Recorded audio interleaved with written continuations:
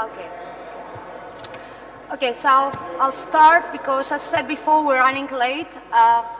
Ladies and gentlemen, distinguished delegates, dear colleagues, good afternoon and welcome to the last session of today's European Competition Day. My name is Chrysovallou Miliou. I'm an assistant professor at the Athens University of Economics and Business and a member of the Hellenic Competition Commission.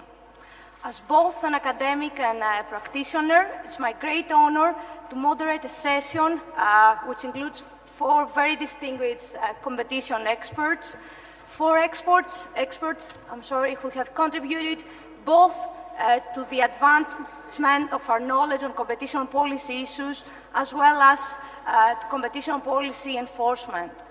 So what I'm going to do is start with presenting the speakers, and then I will introduce the topic very briefly, and then I'll give the floor to them for the presentations. So our first speaker will be William Kovacic. Professor Kovacic is teaching competition law at the Competition Law Center of the George Washington University, and he has written countless articles related to competition policy and to consumer protection in various journals, both antitrust law and antitrust economic journals. Importantly, Professor Kovacic, besides being a very noted scholar, he has also been very active in competition policy enforcement.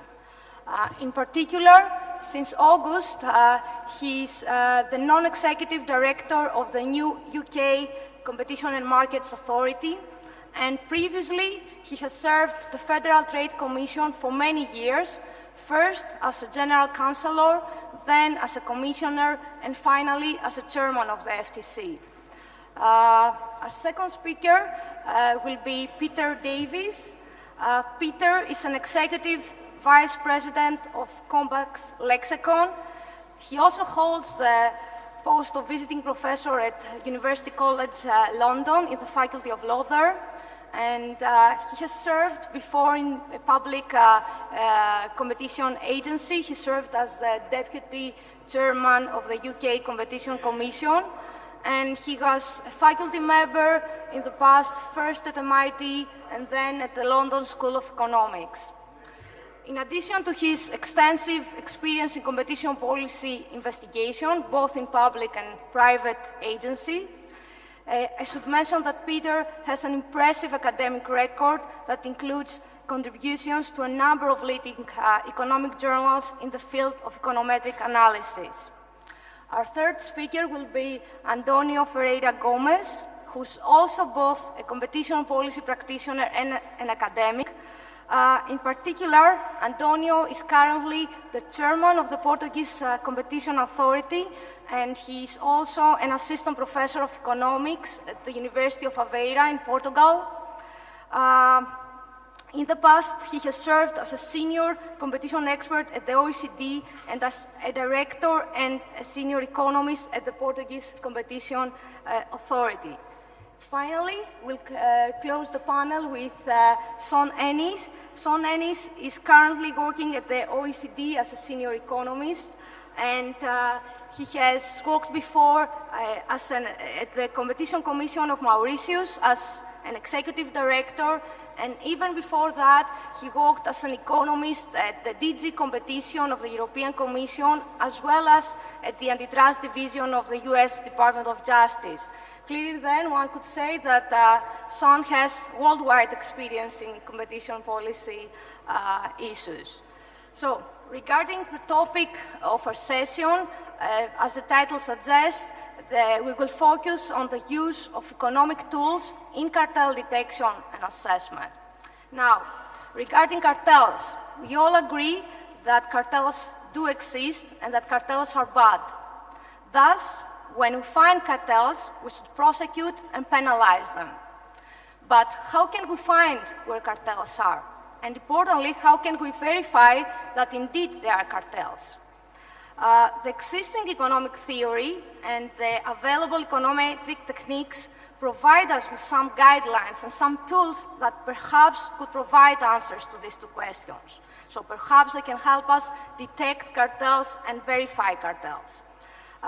Economic theory, for instance, informs us which market characteristics make a market more prone to collusion, and by doing so, it allows us to construct some tools, some screening tools, some structural screening tools that we could use them in order to identify these characteristics in markets, and thus in order to find markets that are more likely to be collusive.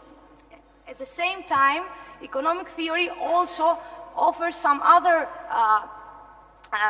tools called behavioral tools, which are more related to behavioral conduct and behavioral patterns that are associated with collusion, and in turn assist us to find markets where they do have these patterns, these collusive patterns, and thus try to investigate them more in depth. On this basis, as well on the basis that economic tools can be used in increasing the effectiveness of other tools that the competition agencies already use, for instance, the use of leniency programs, a lot of scholars argue that we should use more economic tools in cartel detection and assessment. However, this view is not shared by everyone. Others argue that at this stage, the systematic use of these tools is still problematic. This is especially the case for a number of screening tools that are characterized by a number of limitations. For instance, they are very resource intensive, or they produce many false positives or false negatives, and thus there's a lot of skepticism regarding the use in practice by the competition authorities. Now, having said that, I'm really looking forward to hearing the views of our four speakers regarding the promises and the challenges that arise from the implementation of such economic tools in the fight against cartels. So, as I said before, we'll start with Professor William Kovacic. Thank you.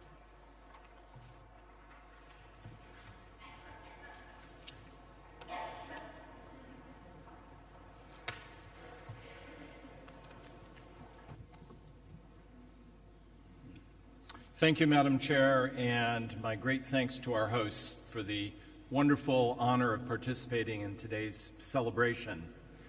I'm going to talk about what I have described here as the cartel arms race. That is the contest between enforcers and businesses who wish to engage in collusion, a contest that began in the late 19th century in the United States and Canada and carries on to this day. If we were to look at developments in competition law over the past 40 years, we have witnessed an extraordinary period of innovation and ingenuity in the design of public policy. We've seen dramatic improvements in means of detection, perhaps most famously beginning in 1993 in the United States, when the Department of Justice decided to sweeten the prize for informing by telling cartel participants in unmistakable terms, you reveal the fact of the collusion, we will give you complete immunity from criminal prosecution. An approach which has gained broad adoption throughout the world today. Massive increases in sanctions, that is, an enormous increase in both monetary punishments and indeed in a growing number of jurisdictions, the use of individual criminal responsibility to punish misconduct. Much broader coverage today. How many of you, as recently as 10 years ago, would have predicted that Japan and its competition agency would cooperate actively with their counterparts around the world in identifying the existence of a massive conspiracy to rig the price of automobile parts? And it would be that cooperation involving many Japanese companies that would lead to the identification of this sprawling industry-wide cartel. There are fewer gaps in the global system of enforcement, many fewer than they were even 10 years ago. And last, the intensity of cooperation among competition officials has grown considerably. so that instead of individual piecemeal effort, one increasingly witnesses collaboration across a wide number of agencies. In short, the dangers to cartel participation today are vastly greater than they were even a decade ago, certainly 40 years ago, when I finished my studies in university and began working in this field. Because we witness the incredible increase in fines, in prison terms, there might be a tendency to think that the cartels are on the run and that the solution has been found. And I want to offer a caution that provides the rationale for diversification in the policy portfolio toolkit.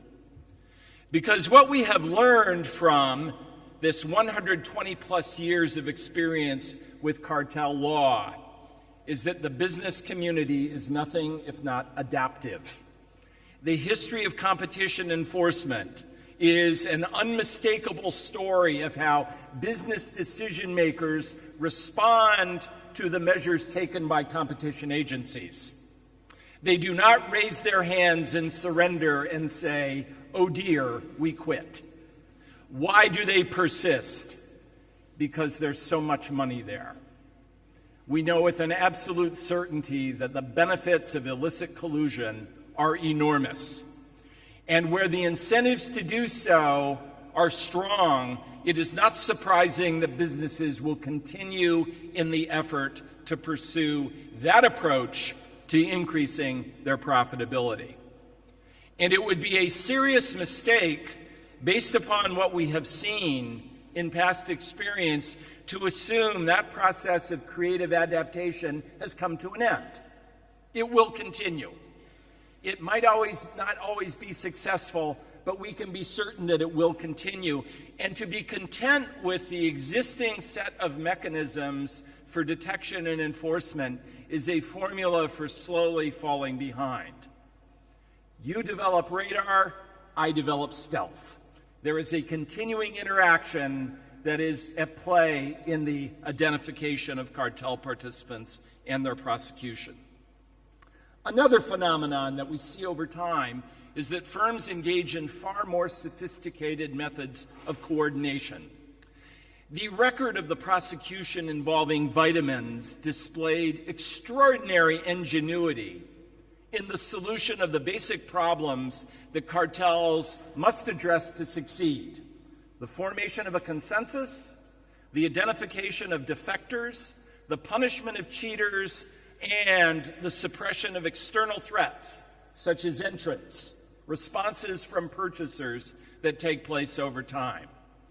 The vitamins cartel and subsequent collusive schemes reveal extraordinary skill in solving these problems, and a departure away from mechanisms that would be more easily detected, greater skill in compartmentalizing the collusive arrangements so that fewer people inside the company know, giving salespersons, for example, incentives to maximize price rather than to specifically allocate customers. The difference between telling the sales staff, "No, you can't sell to that customer, that's reserved for our competitor."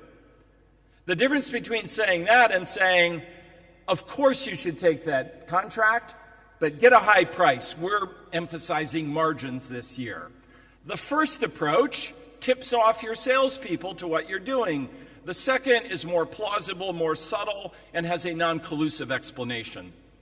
So that part of the countermeasure approach by firms has been to adopt increasingly careful and subtle methods of carrying out coordination with their rivals. And last, we see a more aggressive pursuit of public restraints. There are two old-fashioned ways to cartelize. One is to do it yourself, increasingly dangerous. The other old-fashioned way is to get the government to do it for you, to assist you in the process by directly suppressing rivalry, or to do things such as adopt anti-dumping schemes which are tailor-made for the suppression of entry and expansion by other firms, and are ready-made for firms that wish to use this approach. The U.S. Commerce Department website, in its discussion of export trading immunity, provides a perfect description for how to run a cartel. If I wanted to organize a cartel, I would go there first because it tells you everything you have to do. What are the implications of this interaction? Why not be content with existing measures? As I've suggested, this is a dynamic interaction, and as long as there are large gains from collusion, the effort to collude will not stop. A simple matter of incentives. One implication is diversification, that the array of detection tools and enforcement mechanisms has to be diversified. Again, imagine yourself dealing with a problem where you have a determined adversary that is trying to solve each different approach that you offer. The solution there is diversification. You might not know exactly which technique will ultimately be best, but you know that you are badly exposed if you rely too heavily on a single approach. A second necessary ingredient of policymaking is continuing assessment and adjustment. Because of this dynamic interaction, it is important to upgrade your system on a regular basis. If you have not upgraded your personal computer over the last 5 years with new software in order to deal with ever more sophisticated threats from those who would plant malicious devices on your computer, you probably have so much malware on your computer already that there's nothing more that you can do. In this interaction, given the threats, the repeated efforts to undermine one's defenses, it's important to have continuing upgrades. And last, this is an area that requires experimentation. And the experimentation will yield some measures that are successful and some that are not. But a failure to experiment with even seemingly difficult tools, I think, is to lay aside possibilities for improvement. I'll finish by talking a bit about how that might happen. I mention this because leniency itself was highly experimental. This was seen as an enormous gamble inside the Department of Justice. There was immense internal resistance within the Department of Justice to using leniency in 1993 to bolster the program.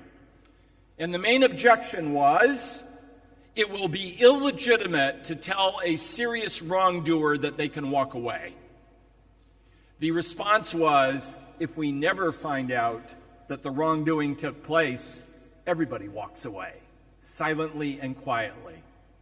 It took several years before the first leniency applicant walked in the door at the Department of Justice.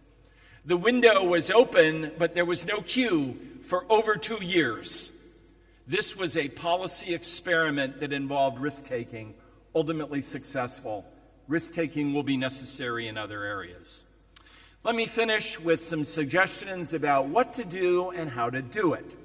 How to achieve diversification. My colleagues on the panel will be speaking in more detail about screens. But one approach to supplement leniency, and I'm talking about supplementing leniency, I'm not talking about displacing it, I'm talking about adopting complements that, if anything, will make it more effective. One approach is to use econometric techniques, data collection methods and processing that identify patterns of behavior that suspect collusive behavior rather than independent action. And my colleagues have some very useful presentations on how to do that. Another approach that a number of jurisdictions are experimenting with is to pay informants directly, something like this. You tell me about the cartel going on in your company. If it assists me in collecting fines, I'll give you some of it. There is a model for this in several countries, and some countries do this to punish public procurement fraud. My country, the United States, does that.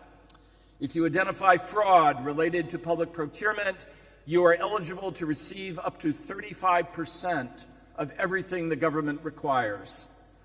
The largest recipient of benefits so far obtained a check for over $60 million for revealing a fraudulent scheme and governing the expenditure of public contracts.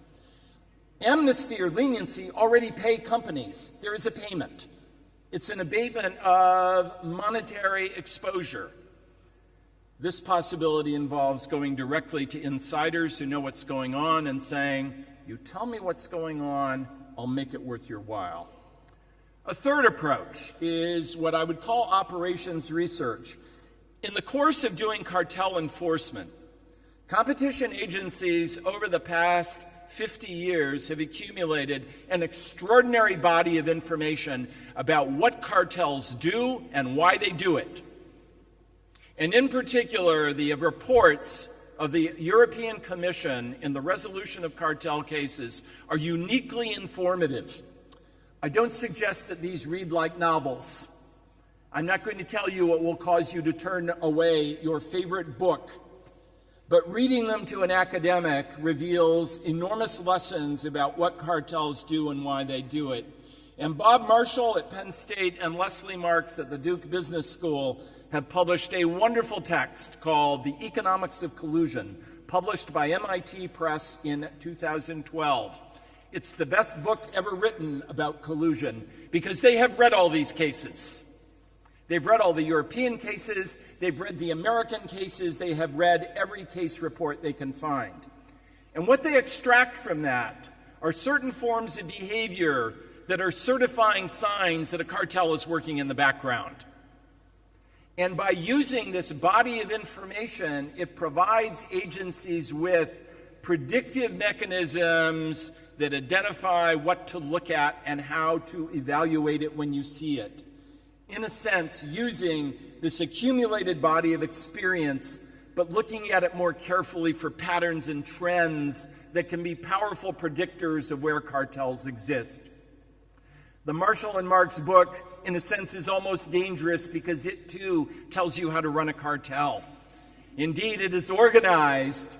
It begins with a chapter that says, here is the meeting of the cartel. We're going to show you how they solve their problems. But it is principally useful for enforcement agencies and compliance officers because it tells you exactly what to look at.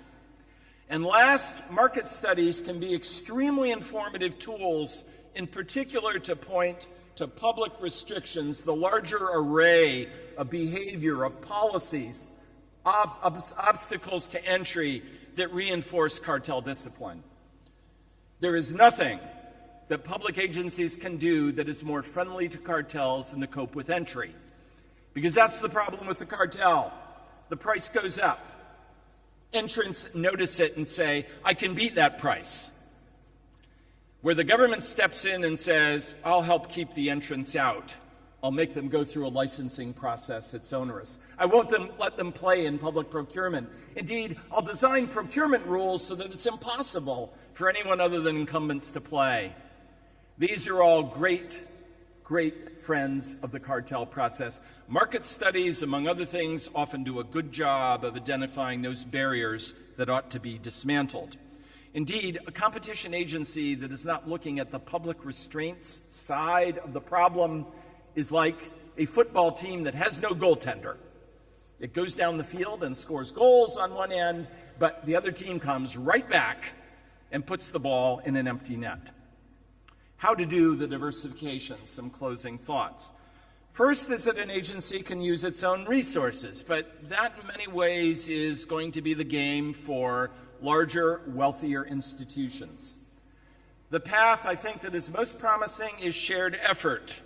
Shared effort in which agencies either pool their own resources or, in effect, identify a single institution that can take the lead in experimenting with different approaches. And finally, it is that spirit of experimentation that leads to adoption by other institutions that's likely to be the path of reform. We take for granted how hard it was for leniency to come into being. We take for granted how difficult it was for that major reform to gain broader adoption over time. It's that spirit of experimentation that likely is going to produce success.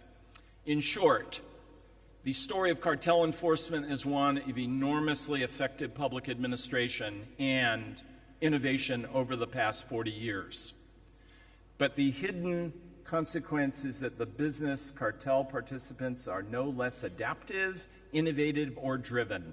Thus, the public agencies at no point can afford to be content with what they have. This is an endless continuing process where innovation and improvement are the ultimate goal, paths to good policy. Thank you.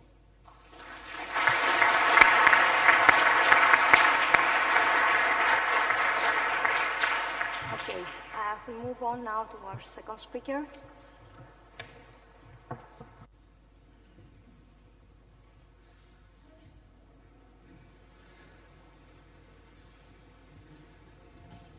So I know in talking to every audience where econometrics is not the main expertise, there's a certain feeling of, gosh, how do you describe it?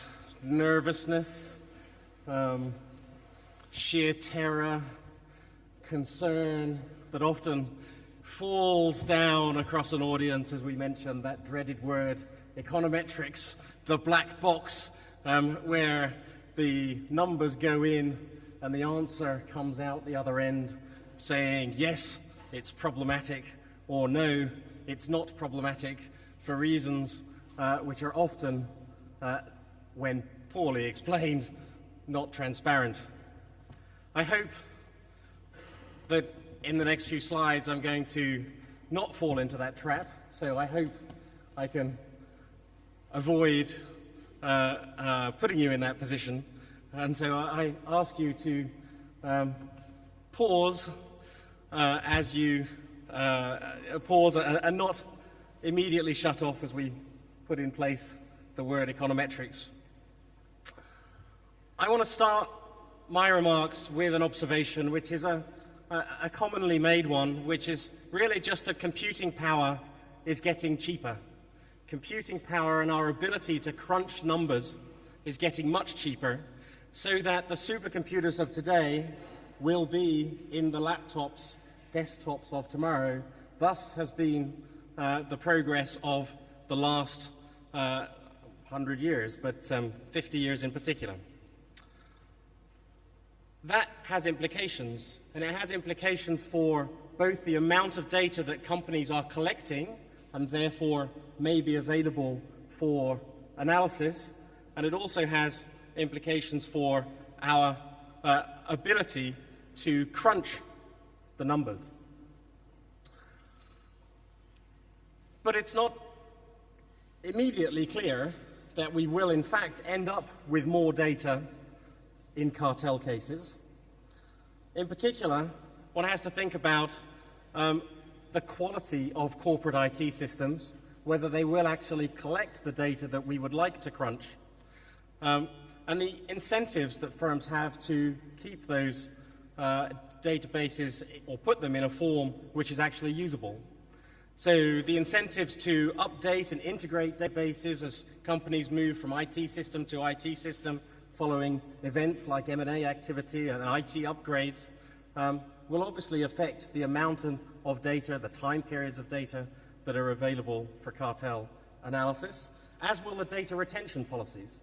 So if companies have a data retention policy which involves getting rid of all of their customer data very quickly, then that will obviously not be available in subsequent investigations.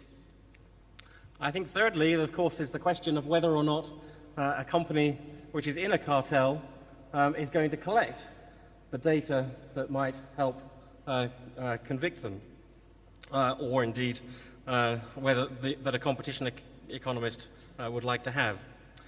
But I want to put that question aside for the rest of this talk and focus on the second question, which is, do we have things that we could do with the data if indeed we can obtain it? And to do that, I wanted to start simply and think about simple allegations of market sharing or customer rotation.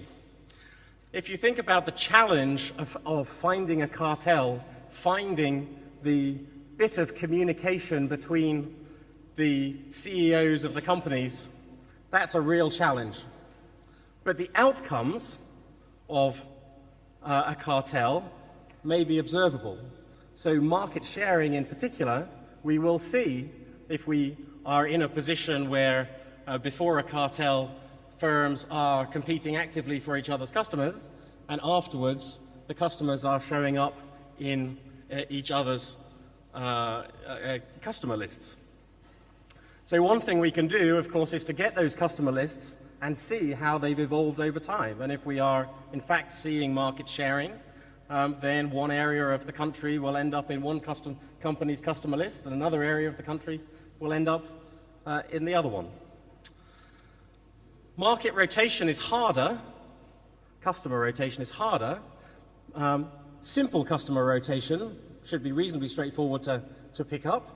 If what we're finding is that this week I get to win the auction and next week you get to win the auction, then we could draw a picture showing how that pattern shows up in terms of which company is winning the auction.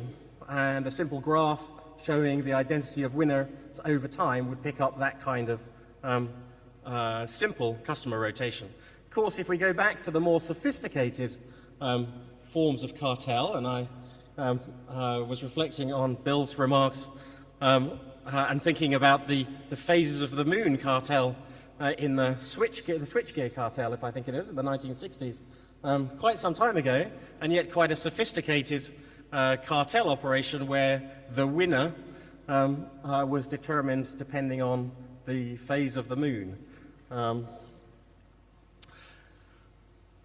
But still, if we've got a systematic timing of who's winning, a simple rule, which we know cartels sometimes need, simple rules, that may well show up in the data that we observe on the likelihood of winning a particular auction at a given date.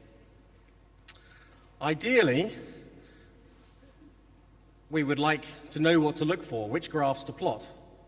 And that does, of course, mean that we would love to know a little bit more about the nature of the cartel investigations before we go to the data.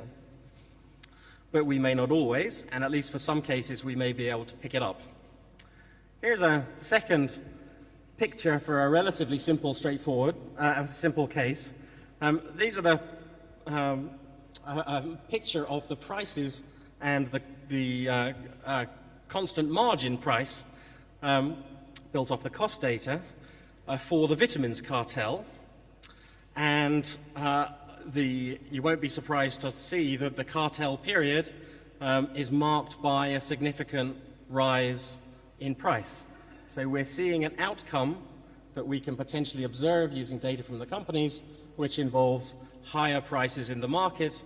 But of course, as a screen, we would need to be very careful because we want to make sure that those higher prices are not generated by higher costs or higher demand in that particular period, which wasn't wasn't responded to by extra firms. So this particular graph is very positive, I think, for the potential of screening methods. But in other cases, we may have to do a more subtle job. And even in this case, we would obviously want to check. So price level and market shares, customer rotation, seem like sensible things to bring data on and think about whether that's what we're seeing in a particular alleged cartel situation. Another approach is to use price variation. Now, it is often going to be the case that observed price variation will be lower during cartel periods, and there are a couple of reasons. There are several reasons for that, but a couple of reasons are, first of all, cartel monitoring and coming to an agreement about the nature of a cartel can be difficult, and so we'll often see simplification. And simplification may involve not changing prices so often or putting a lot of structure on the way prices are set. If you want to make monitoring easier, you have to reduce the amount of movement in prices. So that's one reason why we may see a reduction in the amount of variation in prices. Another reason is that cartels may have a different propensity to pass on cost changes into prices. So to give you an illustration, if we see an industry-wide cost increase in a perfectly competitive industry, we would expect prices to fully reflect that cost increase, whereas if we see a monopolist, in particular under particular assumptions, then we may see less of that cost increase showing up in prices. We may see, under linear demands, we'd see 50% of the increase in cost showing up as an increase in price. So price variation, in particular reduced price variation, may be an indicator of a cartel, but we do have to be a little bit careful with that, because the economic literature also says that increased price variation of a particular form may sometimes also be associated with cartel behavior. And in particular, if cartel members can only imperfectly monitor each other's volumes, but you can see that the market price drops, then the economic analysis suggests that what we might see as sometimes periodic price wars, even as part of the cartel agreement. In which case, the variance in prices is going to be generated not just by movements in cost and demand, but also by the cartel scheme itself, potentially. And we have some empirical work in the economic literature looking for those kinds of movements. So price variation, not alone in having sometimes being associated, lower price variation, sometimes being associated with collusion, and sometimes higher price variation. And what we really want to know are the circumstances under which we can confidently take a screen and conclude that we are in fact seeing a cartel of behavior. And that's the question that has been asked systematically by a large and still growing econometric literature, that is asked the question, can we, given enough data, tell whether firms have been colluding or competing? So we have an intellectual framework which has been built up over the last 30 years or so in the econometric literature, which is trying to get at exactly the question that has been posed today. And the answer in that literature is also pretty clear. Of course, it's an economist answer, and so the answer is it depends. I thought I'd better put that in before somebody else does. The answer is basically yes, in principle, we can. Sometimes we can, even if we don't observe all of the data. For example, if we don't know what the costs of the firms are. So I wanted to show you some examples. So maybe the oldest example in the modern literature comes from some papers by Tim Bresnahan and Lau in the early 80s. And what they do is they note that under perfect competition, prices depend on cost. Under imperfect competition, price depends on cost, but also the way in which demand responds to price changes. But if we're competing hard, what's going to matter for the firm in setting their price is the firm's price sensitivity. Whereas for a cartel, what would matter would be the whole market's price sensitivity. And of course, if there's lots of competition, the number of customers I'm going to lose as an individual firm if I put up my price is likely to be much larger than the number of firms that will actually leave the whole industry if the industry puts up its price. And so the relationship between price, cost, and demand sensitivity depends on the nature of competition in the industry, and in particular, whether or not there is collusive behavior going on.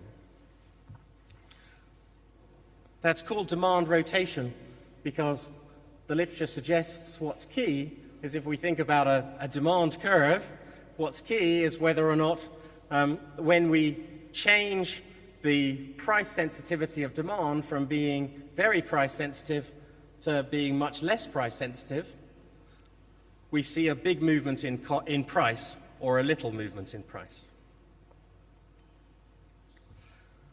A second approach in the literature is to say, well, okay, in differentiated product industries, what may matter in particular is whether we see the prices of specific products going up.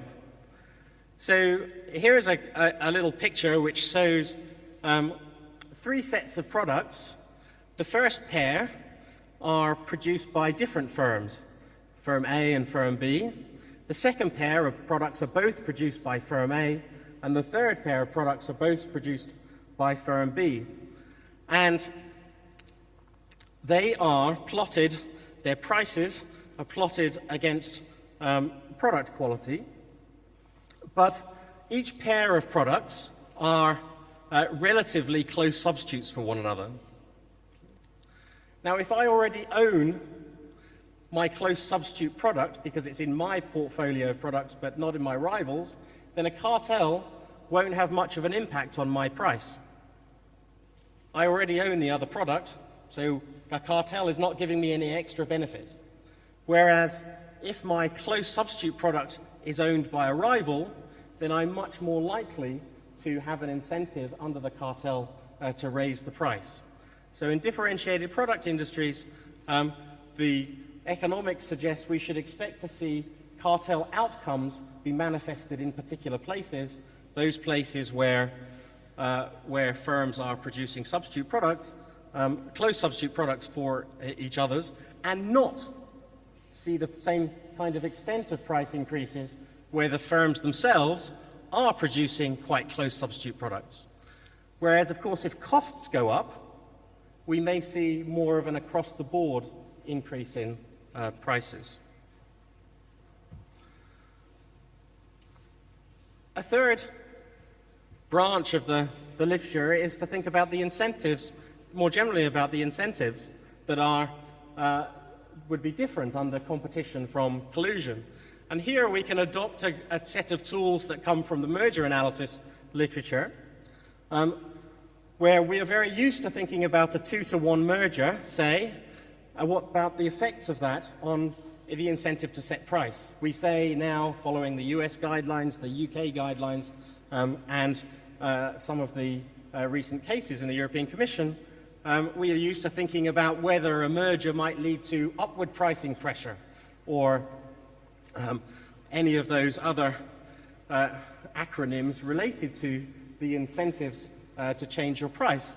And of course, a 2-to-1 merger is the same in terms of the incentive effects on setting my prices, potentially, as thinking about a movement from an industry with a duopoly to a cartel situation. And so what does that literature say, or that toolbox say? It says, let's think about, if we are involved in a cartel, are we worrying about the sales which are being lost to my rival competitor and whether they're driving my prices, or are we, in setting our own prices, already internalizing the fact that we may be losing some sales to the competitor? So we have a toolbox thinking about the effect of changes in market structure on the incentive to set prices, which is very familiar from merger analysis and which can also be applied in cartel cases. A fourth effect that we might think about is to look at the outcomes for fringe firms. Now, economic theories of collusion sometimes make predictions about the market outcomes that are necessary to support coordination. And one branch of that theory would say, look, if you're a really inefficient firm, then you've got a real problem in a cartel to get your share of the rents. Because the cartel, in thinking about what's most profitable for the industry, might say, let's not bother producing from your plant, because it's cheaper to produce that output from another one of our cartelist plants. In which case, the cartel may optimally decide to not use you very much. But if I'm an inefficient firm, while I may not do very well under competition, I may not be particularly interested in going along with that proposal, thank you very much. I might quite like to do a bit better than having my plant not used very much. And you, as a cartelist, could happily persuade me to join in, but you'd need to encourage me in some way. And the way in which you would encourage me would be to give me a higher market share than would indeed be optimal for the other cartellists. They'd like to shut me down, but that ends up with me having no cash. So they're going to have to give me a higher market share than I would would be most profitable for the cartel, and indeed a higher market share than I may end up with under competition. Under competition, if I'm a really inefficient firm, I may be driven from the market. And so we may expect to see inefficient firms being rewarded. So some examples. There are many others in the econometric literature. There's a whole literature I haven't touched on collusion in auctions, and it is certainly an evolving literature, but it is also one which does go through in the same way economic theory does generally, and think systematically about coherent pieces of evidence that could be developed to help in detecting cartels. And it's not a new literature. The literature has been around for 30 plus years now, is taught in every graduate economics program across the world, and so your economists in your respective competition agencies will have had at least some exposure to parts of that literature. But there is a really significant challenge in applying it, which is that ultimately all of the tests rely on two things.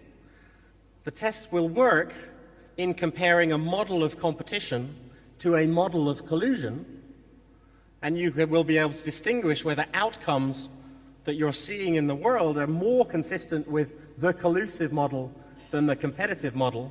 But of course, unless those are broadly right, as models of the competitive world, models of the collusive world, then your tests won't work very well. But what that means is that we have to be very careful, as always, in taking economic tools in applying them to specific cases, and very disciplined in making sure that the assumptions that we require are actually broadly right for the particular case under investigation.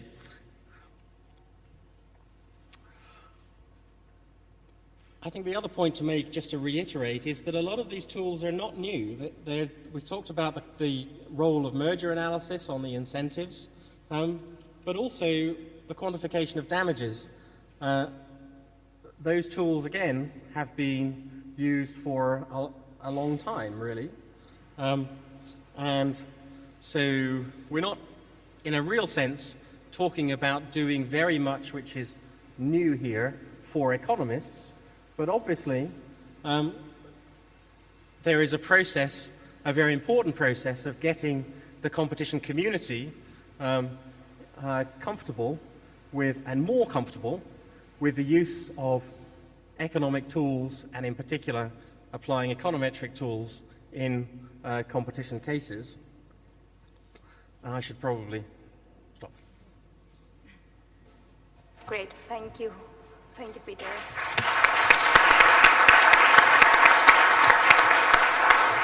So, Antonio, your turn.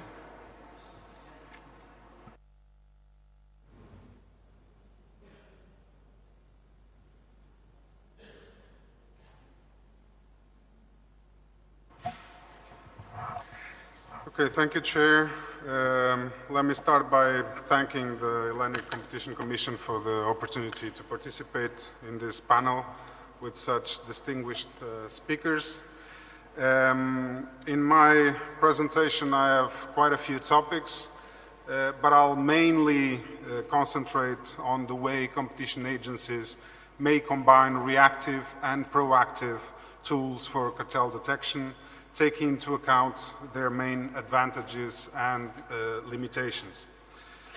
It is well known that hardcore cartels are considered to be the most serious offense in the competition area. They usually cause important deficiencies in the market, severe damages to consumers' welfare, and in general, significant economic and social harm. That is why detecting, investigating, and prosecuting cartels is a top priority for competition authorities, which are increasingly dedicated in fighting those cartels. Detection is certainly an essential part of cartel enforcement, but it is a very difficult task for competition authorities. The secret nature of cartels makes it very difficult for competition authorities to detect and prove cartels. As cartel members are increasingly aware of the risks incurred by violating the law and the need to hide their behavior and to adapt to enforcement, as Bill was saying, competition authorities need to develop and apply increasingly more sophisticated and efficient detection methods. In my presentation, I'll be using some diagrams by Kai Ushalrath, a paper from the Journal of European Competition Law and Practice of 2010, which I recommend that you read. It's a very good paper on these issues. Authorities may act ex ante to prevent and make more difficult the creation of collusive outcomes in the market. However, it is impossible to prevent all cartels, or at least the majority of them. Ex post tools are therefore essential. The success of those tools in stopping and punishing existing cartels may have an important role in deterring future offenses. For that reason, it can be said that successful detection and punishment of cartels also acts as an important ex ante tool through dissuasion. Competition authorities aim at ensuring the right mix between ex ante and ex post tools of cartel enforcement. Competition authorities can use both reactive and proactive cartel detection tools. Reactive cartel detection tools consist in gathering information from external sources. Proactive cartel detection tools consist in undertaking ex officio investigations based on internal information sources. Most of the detection tools used by competition authorities are reactive. They still play the dominant role in their fight against cartels. Among reactive tools, competition authorities have relied heavily on complaints and leniency, and it is the case also of the Portuguese Competition Authority, where most of our cases come from leniency and complaints. Even if complaints still seem to play the predominant role in uncovering cartel, the reputation of the leniency programs has been steadily increasing, with competition authorities bestowing a growing importance to this detection method. One of the current challenges of the Portuguese Competition Authority is to reinforce its cartel enforcement. We feel that there are many cartels that are going under our radar, and in order to get those cartels, we need to, in the first place, encourage the use of the leniency program, which is only now picking up. However, we also need to have a proactive strategy to increase the ex officio detection of cartels by using different tools, including economic tools. By increasing our ability to detect cartels, we will surely also be encouraging cartelists to come forward with leniency applications.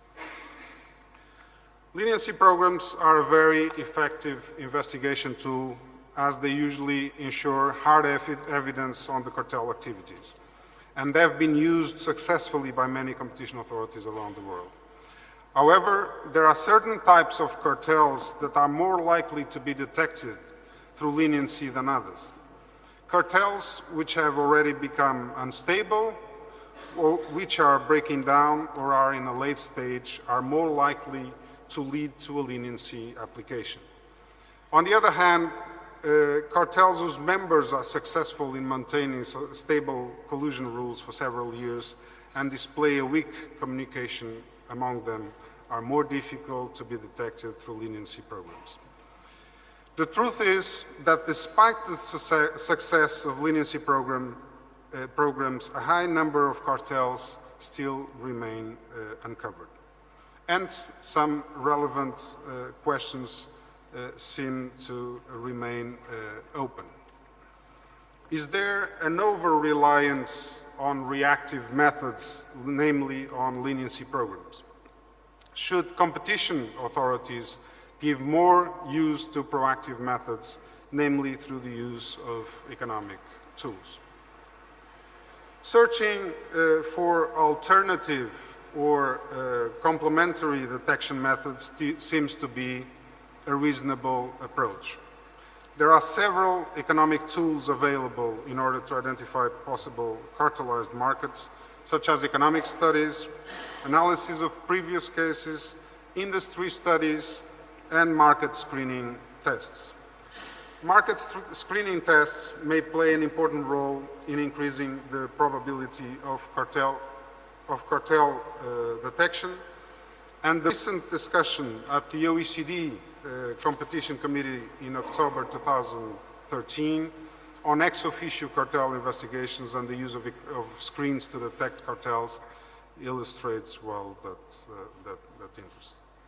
In a simple way, screens are statistical methodologies that may be applied by competition agencies in the detections of the markets or industries that have been affected by collusion or where collusive behavior is more likely.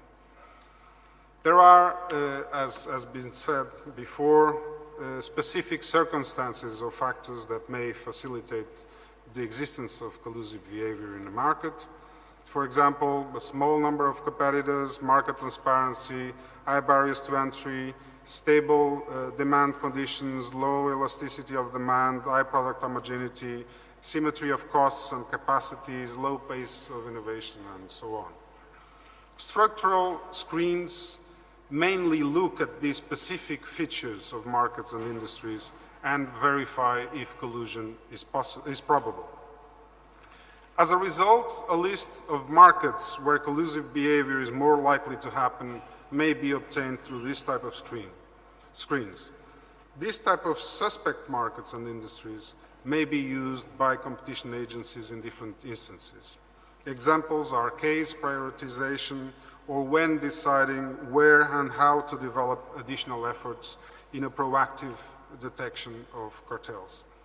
This type of screens has the advantage of not involving difficult detection methodologies and time-consuming data collection.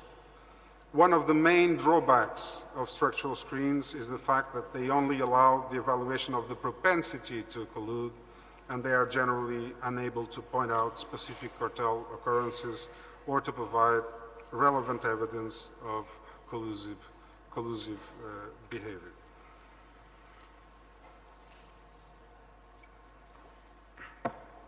Another type of screens are behavioral screens. Behavioral screens imply economic and statistical analysis of detailed data on costs, prices, market shares, and other relevant variables for a specific market so as to determine if their evolution is consistent with competitive or collusive practices.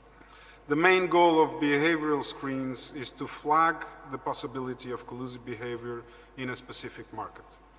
Behavioral screens require more specific and detailed data when compared with what is performed in structural screens. They may be used to detect whether a specific collusive behavior is taking place in that specific market, and not only the probability of its occurrence. This type of screens can also be used to identify who may be involved in the cartel and for how long the collusive behavior has been going on. Behavioral screens should be able to flag collusive and competitive behavior with minimal errors, should be easy to implement, should be designed taking into account the ability of firms to adapt to screens, should have empirical and theoretical support, and competition authorities should have a good understanding of the functioning of the market when implementing the screen. When designing a behavioral screen, it is important to define collusive markers that will enable agencies to distinguish between collusive and competitive behavior. These statistic markers are then compared against appropriate benchmarks or references, such as different time frames, different product markets, different geographic markets, and special attention is given to any particular events and changes occurring in the market during the time frame of the analysis. We have to keep in mind that structural screens and behavioral screens can and should be used in a complementary way. Structural screens may identify the markets and industries where it is more likely to have collusion, allowing to identify markets where behavioral screens which involve more data, resources, and complexity could be firstly applied. It should also be stressed that the main goal of screening is to flag the markets and industries where collusive practices are occurring and are more likely to occur. In a first step, it is a first step only, and it will not substitute the need to gather hard evidence of a cartel.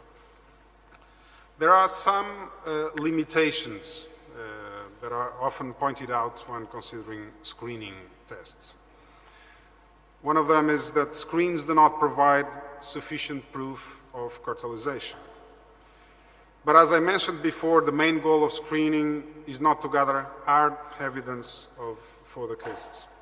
Screens may lead to false positive and false negative results, but errors can also happen in other investigation methods.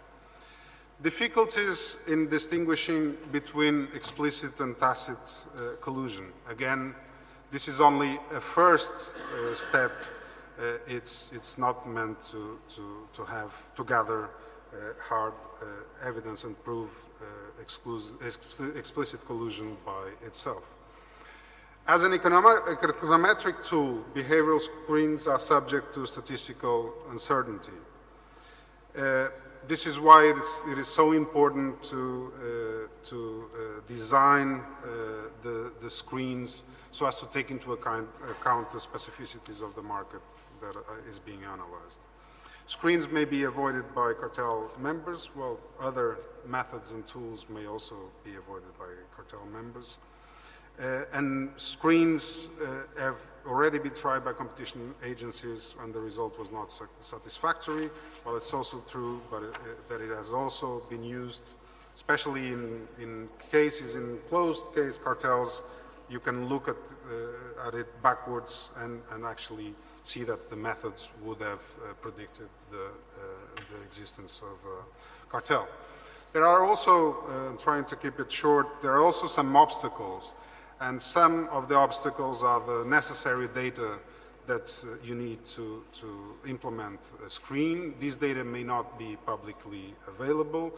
And then also the resources that you need to conduct these screens, especially human resources that need to have a robust and specialized knowledge about the markets that they are screening. And then they also should master econometric statistics, macroeconomic theory, and modeling. So I would say that in a scarce resource scenario, which is the real world, it may be expected that a first priority for competition authorities will be to effectively deal with reactive detection, and only if sufficient resources and know-how are available to implement proactive detection mechanisms. Maybe one of the solutions could be what Bill has just said, to actually share the effort with other competition agencies and have someone leading the way in experimenting these new tools and methodologies. Let me try to be as fast as I can to say that the use of proactive and reactive detection methods are complementary, as I said, and the use of proactive methods may enhance the efficiency of reactive detection methods.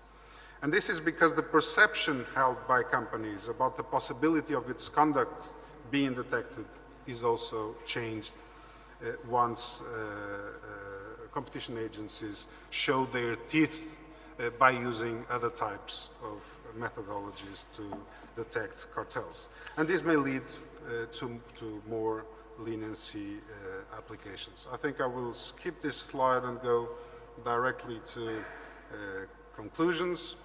And to sum up, I believe that reactive tools will remain the predominant instrument in cartel detection. However, competition authorities have been engaged in finding different ways of detecting cartels that go beyond the use of reactive methods. In fact, competition agencies should not rely exclusively on reactive tools, namely on leniency applications. Diversification, as Bill said, seems to be instead a very reasonable strategy to follow. Proactive detection tools, including economic methods, may have an important role in supporting and complementing reactive tools, thus enhancing the overall effectiveness of cartel detection and deterrence. Competition agencies should be ambitious over the continuous improvement of the methods and screens they are using, and they should also be aware that the goal of screens is only to flag markets and industries where collusive practices seem to be happening or are more likely to happen, and not to provide isolated hard evidence on cartels. More and better cartel enforcement may require more sophisticated ex officio investigations, which will in turn contribute to more leniency applications and to further cartel deterrence. Thank you very much.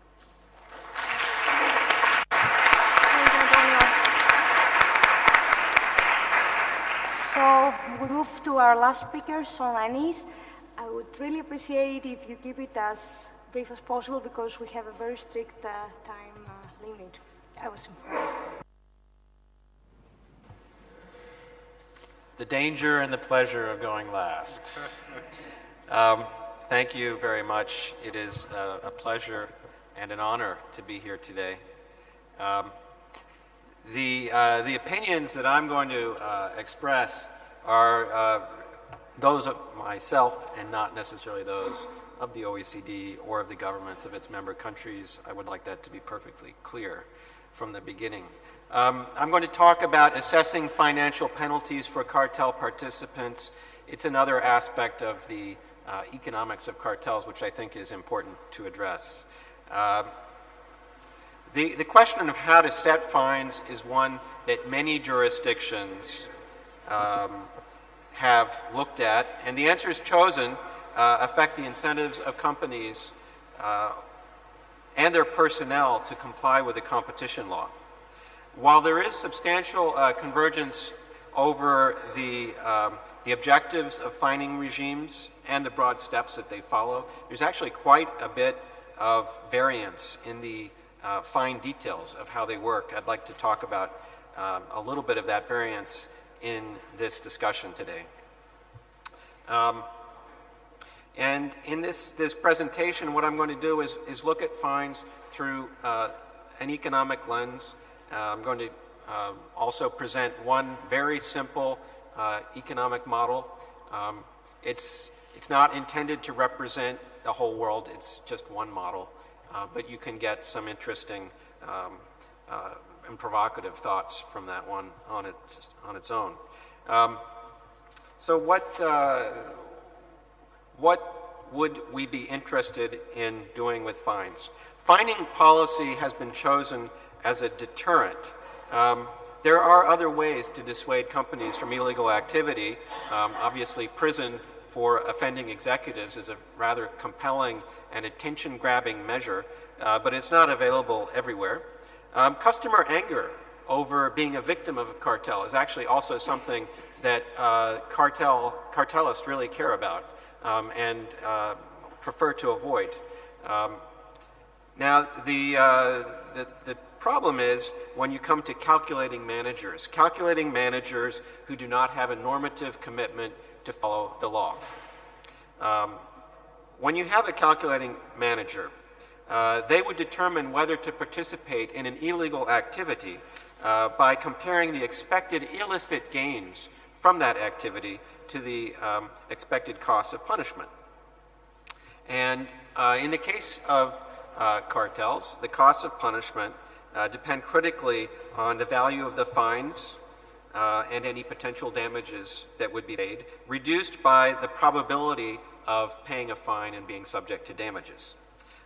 If the amount of financial payments sufficiently exceeds the illicit gains to counterbalance the probably low probability of detection in any given year, then the offense can be deterred financially.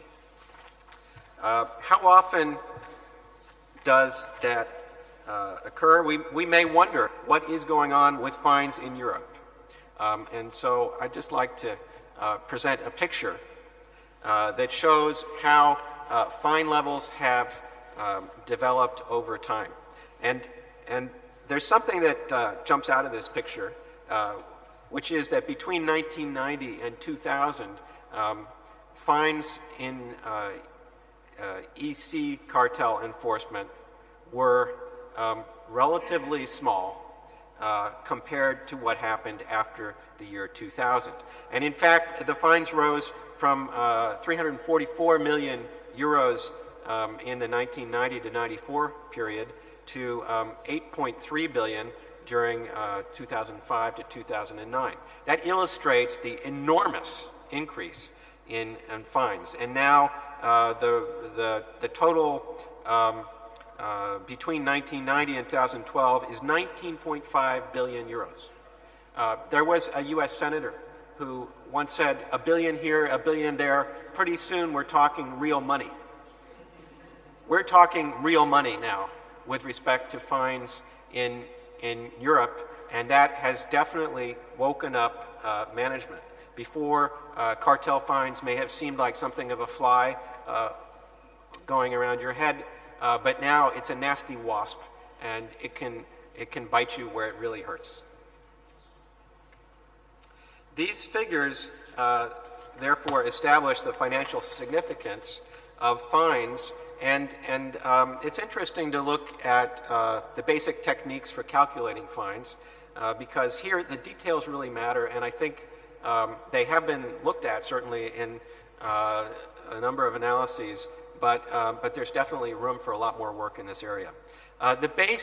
What typically happens is authorities will calculate a base fine, and then they will adjust that base fine for aggravating or mitigating circumstances, and ultimately compare that level that they arrive at to a maximum fine level. This is a fairly common way to proceed. And the base fine is typically a combination of the relevant turnover over the period of the infringement for the infringing products times some base fining percentage. And then that figure is adjusted for aggravating circumstances such as recidivism, which is one of the most important. In some jurisdictions like the EU, recidivism, which is repeating violation, can lead to a 100% increase in the fine level. And another aggravating factor is often playing a leading role in the cartel. There are mitigating circumstances also. Those can include having effective compliance policies, or playing a minor role in a cartel, or when a firm is essentially forced by others to participate in some ways against its will. Now, what are the base fine percentages? Oops. This is a little bit difficult to read, but I'll just tell you that the number 30% is pretty common here across many countries, and there's often a range. So you might get a range of 15 to 30%, 10 to 30%, and then there's one other point here which I think is interesting. So I've put in the way Japan calculates its base fines, which are a little bit different from most other jurisdictions. they actually look at whether enterprises are large enterprises or medium and small enterprises. And then they also look at the industry in which the cartel is operating. So a manufacturing, construction, or transportation industry cartel with large enterprises would have a 10% base fine, whereas a retailing cartel would have a 3% base fine. So they really differentiate the size of that base fine percentage quite significantly based on the industry involved. And one of the things that's going to come out of the model that we look at is that it's not absurd. If there are differences in the cost characteristics or margin characteristics of an industry, it may be reasonable to have different fine levels for different firms. But it does make the fining mechanism more complicated, and that could potentially make it more difficult for potential leniency applicants to calculate what their potential fine would be, and then make them ultimately more reluctant to come in the door because they're not sure what their exposure is. Now, what sorts of incentives are created by fines?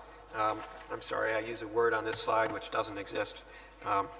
The logic of fines is to ensure that the expected financial payment when you're in a cartel, and that the expected profits, the expected profits from a cartel should be less than the expected profits from lawful activity. That's the goal of deterrence.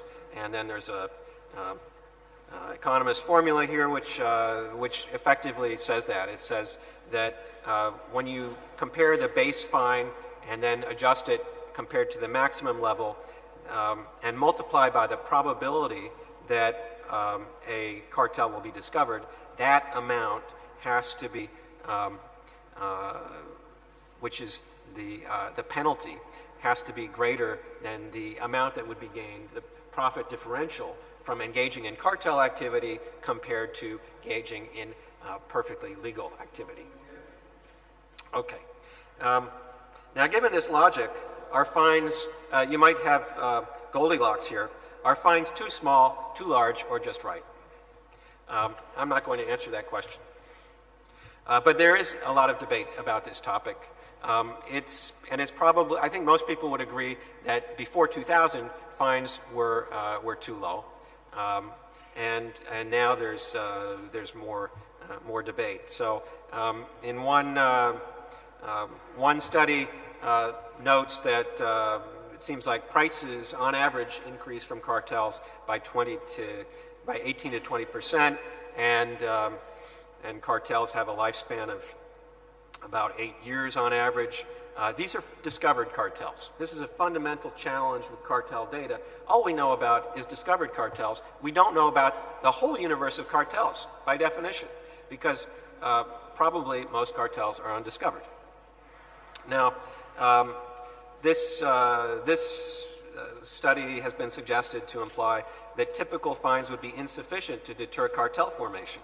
So even if, suppose you have a 10% likelihood of a cartel being discovered in any year and a 30% of turnover fine level.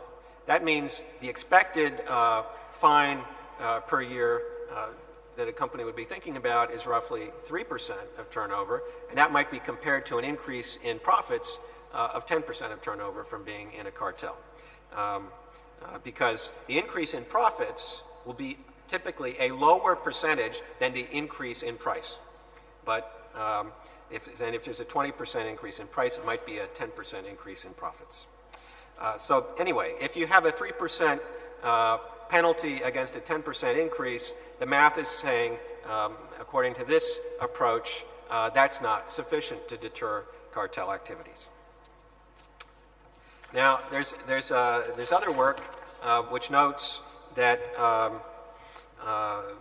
has some different figures as the base figures, and identifies the importance on an ongoing basis of having a dynamic calculation about whether to participate in a cartel year by year. And that depends a lot on what your total exposure is as a cartelist. So you may, as a cartelist, think not only about what your cartel profits are going to be in the next year, but also, and what your fines might be in the next year, but what your fines might be going back in time from where you are now. And if you've been in a cartel for 8 years, that level of fine can be very dissuasive. So Heimler and Mehta would suggest that the cartel fine levels are actually probably more than sufficient for many reasonable cartels to deter them. Now, my basic point here is that industry supply and demand characteristics are really important for determining whether a company or would be interested in being in a cartel. And the basic idea is this. If you're a company and operating without a cartel in a very competitive market, what are your expected economic profits? It's about zero. In a very competitive market with constant marginal costs, and the same across different companies. So your expected profits from being honest, economic profits, which are different from accounting profits, is about zero.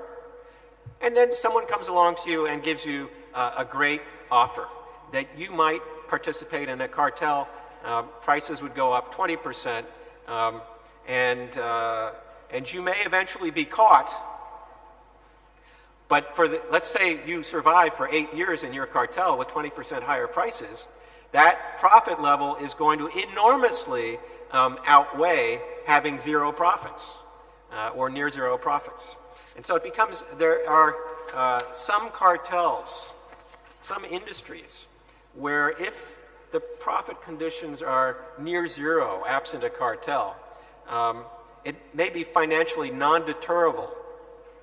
The reason is when you do calculate the fine that would be necessary to deter that type of cartel, it may represent 300 years of profit payments. That's one calculation I made. 300 years of profit payments. Well, no company is ever going to be able to pay a fine that's 300 years of profit payments. It will instead go bankrupt or have some other consequence that leads it to leave the market. But in the meantime, the shareholders would have received 8 years of cartel benefits. And so that's one of the basic points here.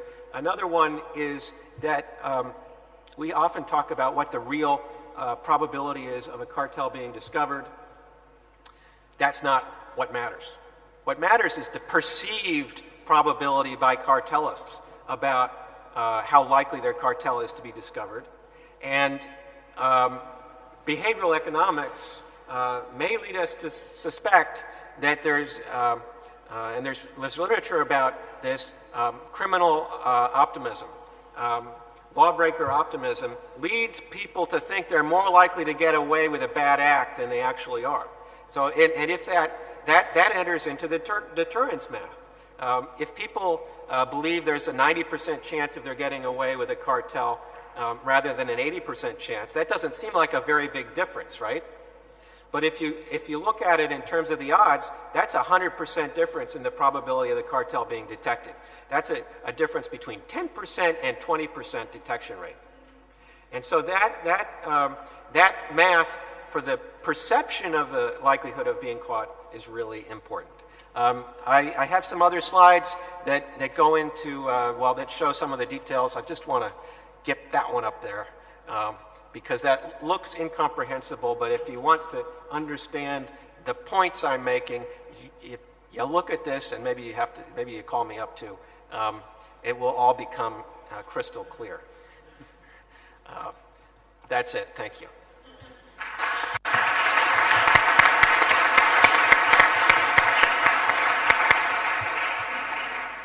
I really appreciate it, Son, that you tried to keep it short. So I think we have actually no time for questions because there are the closing remarks of the Vice President. So if you have questions for the panelists, you can ask them in person when we're done with the meeting. So, Dimitris?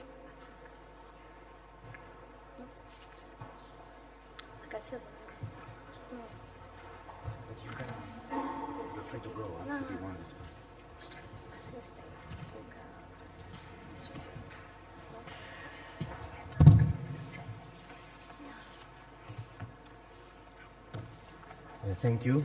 By way of closing remarks, I thought it would be useful to take stock of where we are by key area and most importantly to speak about some challenges facing the authority. 3 are the main pillars that underpin our action plan. First, maintaining a consistent level of competition enforcement albeit the crisis, while adapting prioritization and focus to cases with increased systemic effect.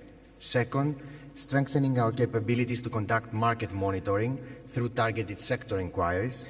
And third, diversifying and expanding considerably competition advocacy in order to identify and remove regulatory obstacles to competition so as to complement our core enforcement work. Allow me to share some thoughts with you on those issues. First, on enforcement. Important precedents have been set in the area of abuse of dominance in recent years, particularly as regards exclusionary practices at both wholesale and retail level. Admittedly, the authority's track record on the application of Article 102 of the EC Treaty is higher than the EU average and is likely to remain so in the medium and long run. We shall continue to apply rigorously the rules on abuse of dominance, the focus being on various economic incentives and rebates, self-space and other exclusivity arrangements. Moving to collusive conduct, although the leniency notice has recently been revised to conform to the ECN model leniency, it has not yet produced the desired outcomes. The responsiveness of companies is not satisfactory, partly due to the prevailing features linked to a small market economy and family-run, less sophisticated businesses, characteristics also exhibited in some other member states. However, by using extensively its investigative powers, notably dawn raids, and by improving its market reflexes, the HCC still managed to unveil several collusive practices spanning over a long period of time. We anticipate that the publication of infringement decisions with fines in the near future will demonstrate again our ability to detect collusive conduct by own means, thereby enhancing the attractiveness of the leniency program. In addition, it is true that the authority has continued to adopt a relatively high number of infringement decisions against trade associations and professional bodies. This is indeed a particularity as compared to most other member states. But it comes as a direct result of the disproportionate number of self-employed professionals and of the intra-profession protectionist culture still widespread in services markets. We shall continue to pursue these type of cases because we feel it is the only way to promote a genuine competition culture or encourage self-regulation that respects competition rules. Moving to commitments decisions. We hear the criticism that the authority has been very cautious on adopting commitments decision and that a shift in our policy may be warranted. However, one needs to bear in mind that in view of challenges mounted by parties before administrative courts, we needed first to ensure that EU jurisprudence and decisional practice is established, in particular regarding the wide discretion enjoyed by the authority. Following the relevant guidance provided by the Council of State and the Athens Administrative Court of Appeals, we are ready to make the next step, and the recent Forthnet and DEPA commitment decisions demonstrate our willingness to do so. We hope that the impending publication of the new notice on commitments, long anticipated by many practitioners, to be honest, will help to consolidate our practice in this field, and we anticipate the sincere cooperation of business and legal advisors to this end. As regards mergers, we expect that the ongoing consolidation in several sectors of the economy will increase the intensity of the Commission's merger review and most likely the complexity of ensuing remedies.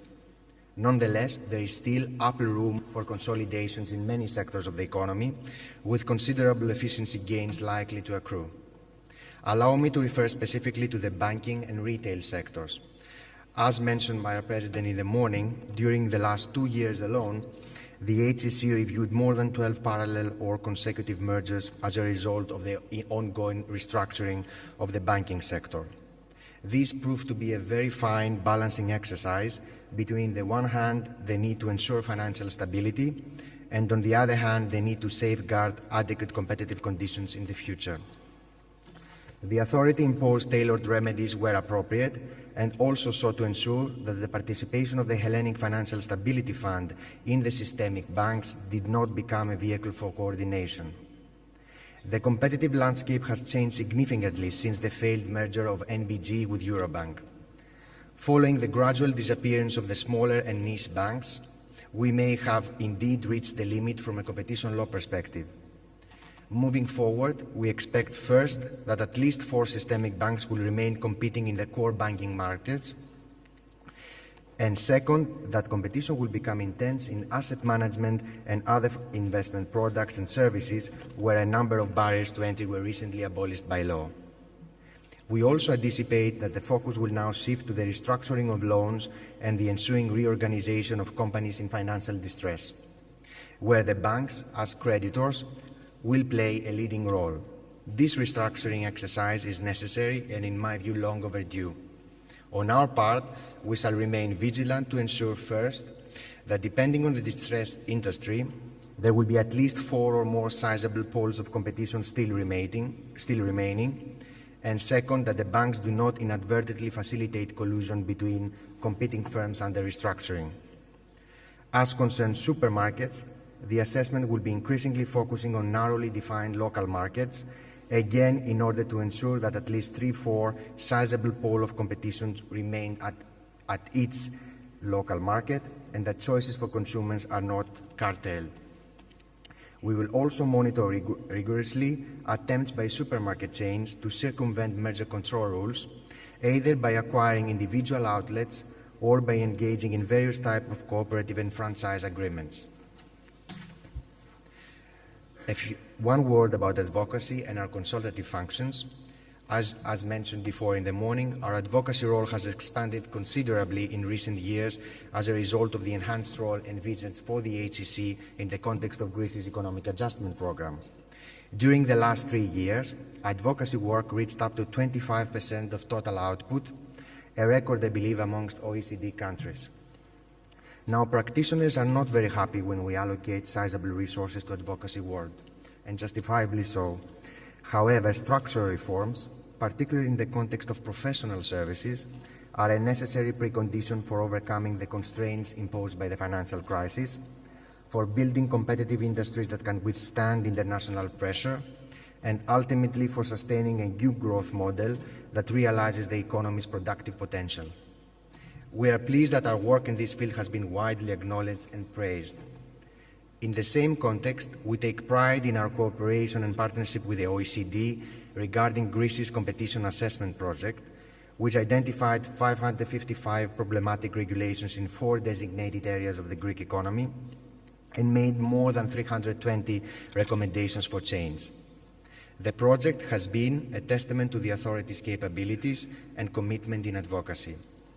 The recent media coverage of only a few isolated recommendations, and that, allow me to say, in a very tainted way, did not do justice to the OECD project.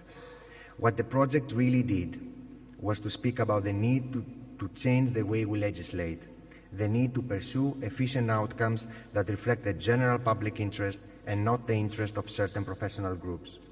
And finally, the need to implement a coherent regulatory impact assessment strategy at the level of central administration. And finally, a few words on the cooperation with the administrative and civil courts. It is our view that both the jurisprudence of the Council of State and the Administrative Court of Appeals of Athens, as well as the decisional practice of the authority, demonstrates that the acquis communautaire in competition is well integrated into our legal system. We welcome the guidance of the Court on a number of procedural and substantive issues. By way of example, I refer to recent judgments on the scope of our investigative powers and access to confidential information during the administrative process. In the coming months, and following the application of the new system for prioritizing cases, as mandated by Law 3959, the authority's ability to reject complaints for lack of sufficient public interest will be tested for the first time before the administrative courts. Guidance by the Court on the scope of this newly acquired competence will allow us to further streamline our procedure and ultimately enhance our efficiency. Civil courts will also increasingly play a crucial role in the future, following the adoption of the new EU directive on damages actions for infringement of competition law. The HSE contributed to the successful negotiations of the Greek Presidency and looks forward to assisting in the transposition of the directive into national law. Thank you very much for participating in this event, and to all our panelists for honoring us with our presence. I hope it has been a fruitful experience for all of you. Thank you.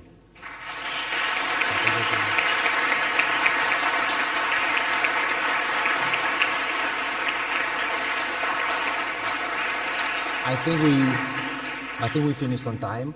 For those of you who have put your names down for the Acropolis tour, the guided tour, the meeting is as soon as possible at the white kiosks at the entrance where you got your badges. Thank you very much again.